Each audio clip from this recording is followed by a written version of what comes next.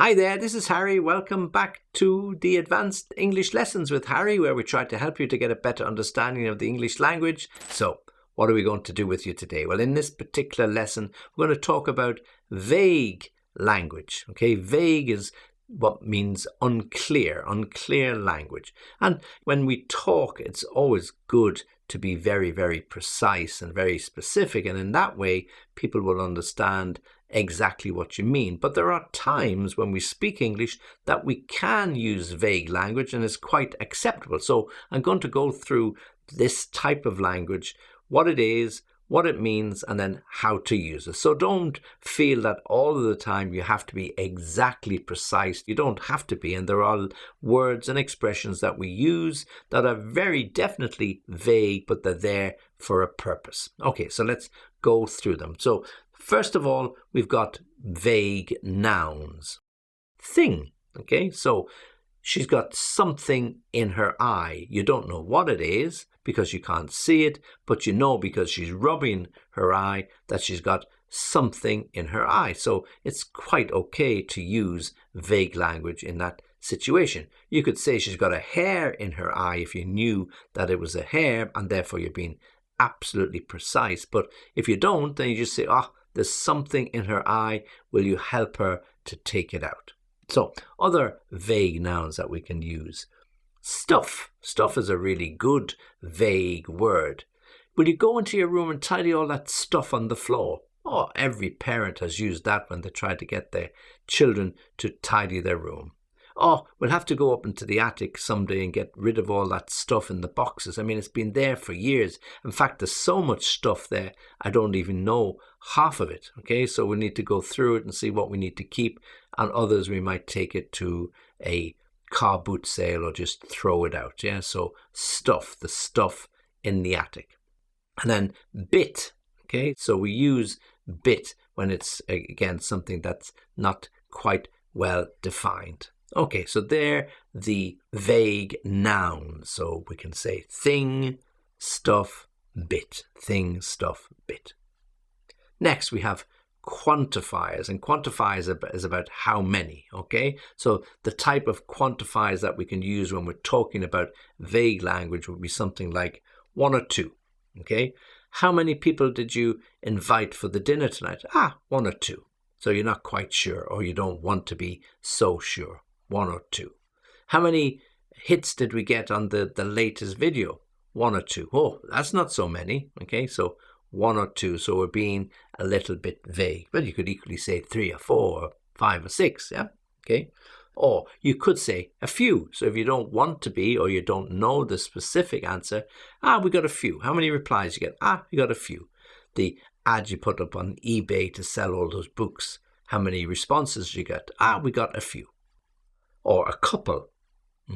Or if you want to go the other end of the scale, you can say, a lot of, okay, or plenty of, or loads of. So at one end of the scale, it could be 1 or 2, 3 or 4, a few. And at the other end of the scale, it could be, plenty of, or lots of, or loads of. Yeah. Okay. So these are the quantifiers that we will use.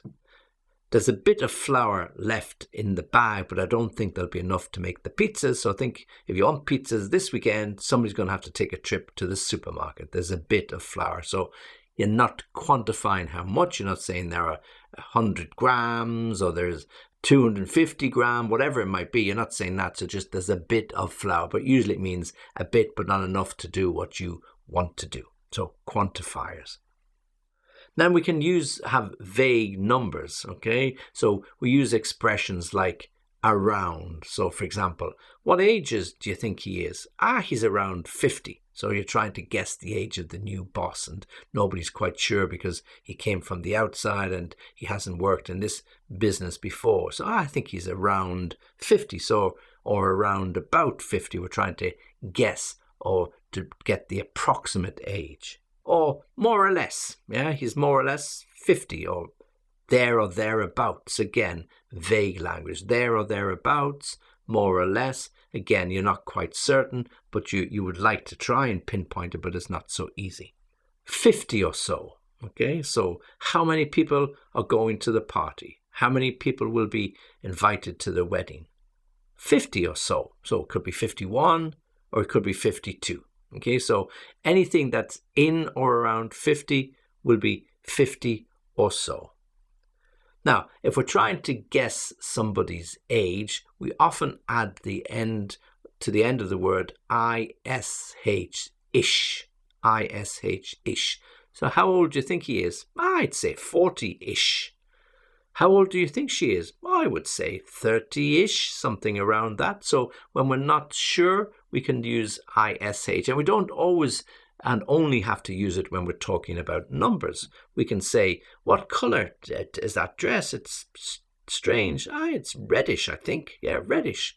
Or what's that? Oh, greenish or bluish. So we add that ish at the end of certain words to almost say approximately. We're not quite sure of the exact color. So the nearest color I can think of is green. So it's greenish. Yeah. Is that the color of the new car? Ugh, that sounds like the color of puke. Yeah, greenish. Greenish, reddish, bluish, 40-ish, 30-ish. Okay, so you can use it as an approximation. If you like this particular lesson, then please like the video, and if you can, subscribe to the channel, because it really helps. Okay, so what's the weather like? It's a bit coldish. It's coldish. Yes, it's not warm, and I think you probably need a jacket. So you can use that ish in many different ways, and we add it onto those words when we're trying to be as precise as we can be, but it comes across because it actually is that vague language. And then we have these expressions of vague language that we call generalisers. So these examples would be sort of, kind of, yeah. So we're trying to be as precise as we can, but we don't have the exact words to describe it. Are you happy? Sort of, yeah. How's the new job? It's okay, and I'm not sure, sort of. I'll need a few weeks to work out whether I really like it or not. Do you like Mary's new boyfriend? Kind of. He seems to be okay, but he's got a funny sense of humour, so I'm not quite sure. Yeah, so kind of, not 100%. Are you thinking of changing your job? You know yourself, after a couple of years, you get a little bit bored. You know what I mean. So we often use that vague language. You know what I mean, when really we don't want to explain it in any more detail. So we can say things like, he's sort of creative, he's sort of musical, he's sort of sporty. So we're not being precise because we perhaps don't know, but we're giving some sort of information. So those are those generalisers. And then finally, we have what we call these completers, these things that we finish off. So when we're talking to somebody and we don't want to give them all of the details, we would use these words to complete the phrase, like and so on, or and stuff, or something like that. Yeah. So if somebody asks you, well, how was the holiday? Well, you know yourself, it was lots of fun, lots of sand, few beers, lots of trips, and so on. Yeah, so you don't want to go into too much detail. Or if somebody's asking you, tell me how you got on the business trip.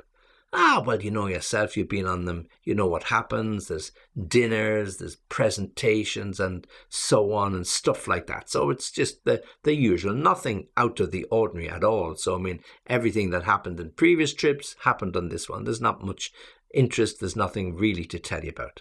So, and stuff and so on, or something like that. So, what did the boss tell you? Well, I stopped listening after about 10 minutes. You know how he goes on. But he was just going on about the business. And then he was telling me about the problems they're having. And then your friend might ask you, well, did he talk about the salaries? Something like that. He mentioned it once or twice, but nothing specific. So we can use those completers. Something like that, and so on, and stuff. Yeah. So she's a really fine-looking girl. She's got a wonderful figure. She could be a model or something like that. Okay, so you're not being absolutely precise, but you can use those sort of words to describe it. So we're talking about vague language. And as I said, vague language doesn't necessarily mean you don't know the English that you want to use. It doesn't mean you're using words because you don't actually know the word that you want, but they're vague words and expressions that we can use in certain key specific situations when we don't want to give somebody some additional information. So just to go back over it again, just to make sure you understand it. And if you don't understand it, please come back to me and I can explain it. But hopefully you've understood my explanation. So we've got the vague nouns like thing and stuff, and the example I gave you, there's something in her eye. Or we've got the quantifiers, 1 or 2 or 3 or 4, and at the other end of the scale, a lot of or plenty of. Okay. So, and then we've got vague numbers, around, about, 50, and then this particular ISH, which is the 40-ish, 30-ish, when we're not quite sure, but we're trying to be as specific and precise as we can. What time will you be home? 8-ish. I'll be home 8-ish after work. And then we've got these particular generalizers when we say sort of or kind of or you know yourself. Are you happy? Sort of. And then finally these completers where we use and stuff and so on or something like that. She could be a model or something like that. Or he was talking about salaries or promotions, something like that. I forget. Okay, so this is all about vague language.